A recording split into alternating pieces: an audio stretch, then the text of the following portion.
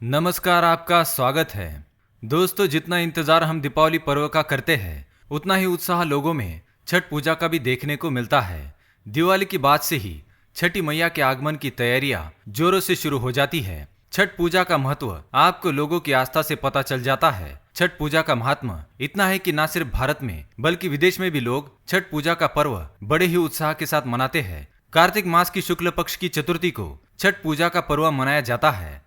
छठ पूजा सूर्यदेव और उनकी बहन माता छठी, जिन्हें माँ उषा भी कहा जाता है, उनकी उपासना का पर्व है। इस व्रत में सूर्यदेव की उपासना करने का अधिक महत्व है और माना जाता है माता छठी बहुत ही दुलारी और चंचल है, इसलिए किसी भी प्रकार की गलती से वे जल्दी रुष्ट हो जाती है। इसी कारण इस व्रत के नियम बहुत ही सावधानी पूर्वक बनाए गए हैं और उन्हें पूरी निष्ठा के साथ पालन भी करना चाहिए। छठ का पर्व संतान प्राप्ति और संतान के उज्जवल भविष्य के लिए भी बहुत ही लाभदायी माना जाता है। जो महिलाएं और पुरुष इस व्रत को पूरी श्रद्धा और भावना के साथ रखते हैं, माता छठी उनकी मुराद अवश्य ही पूरी करती है।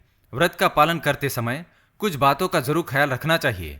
तो आइए जानते हैं कुछ ऐसी बातें जो आपको व्रत के समय भूल से भी नहीं करनी चाहिए, नहीं तो इस व्रत का खंडन हो जाता है और इसके दुष्ट परिणाम आपको भुगतने पड़ सकते हैं। इस साल ये पर्व 18 से 21 नवंबर तक मनाया जाएगा। तो आइए जान लेते हैं छठ पूजा के दौरान कौन सी गलतियां नहीं करनी चाहिए। इससे पहले दोस्तों, अगर आपने हमारे चैनल को सब्सक्राइब नहीं किया है तो सब्सक्राइब जरूर करें और वीडियो को लाइक जरूर करें, क्योंकि बाद में आप भूल जाते हैं। छठ पूजा का यह पर्व 4 दिनों तक मनाया जाता है। पहला दिवस नहाय खाए, दूसरा दिवस खरना, तीसरा दिवस संध्या अर्घ्य और अंतिम दिवस उषा अर्घ्य।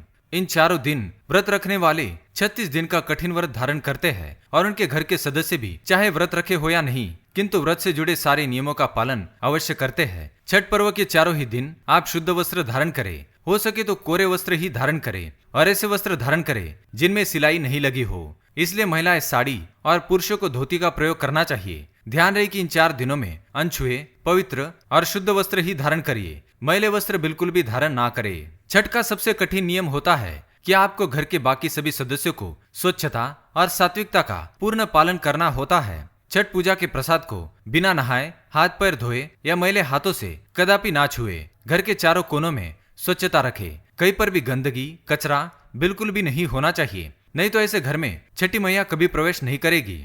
छठी पर्व का व्रत करने वाले को बिस्तर पर नहीं सोना चाहिए, जमीन पर ही चादर बिछा के सोना चाहिए। छठ पूजा के दिन लहसुन, प्याज, मांसाहार, धूम्रपान, मदिरा, तंबाकू इन सभी चीजों का त्याग कर देना चाहिए और उनके सभी घर वालों को सात्विक भोजन और ब्रह्मचर्य का पालन करना अनिवार्य माना गया है। छठ पूजा के समय इन सभी चीजों का अवश्य पालन करें। इनके उल्लंघन से आपको छठी माँ के प्रकोप का सामना करना पड़ सकता है। छठ पूजा के व्रत के दौरान सारी महिलाएं मिलकर नदी किनारे सूर्य देव की उपासना करती है। ऐसा करते समय यह भी ध्यान रखें कि केवल देह की शुद्धि ही नहीं, किंतु मन की शुद्धि का भी अति महत्व है। इस पर्व के दौरान किसी भी प्रकार की बुराई, गंदे विचार, किसी के प्रति द्वेष की भावना, क्रोध, अपवित्र शब्द, भेदभाव जैसी प्रवृत्तियों को कोसों दूर रखें और कोई बुराई कर भी रहा हो तो उन्हें भी रोके या वहां से दूर चले जाए।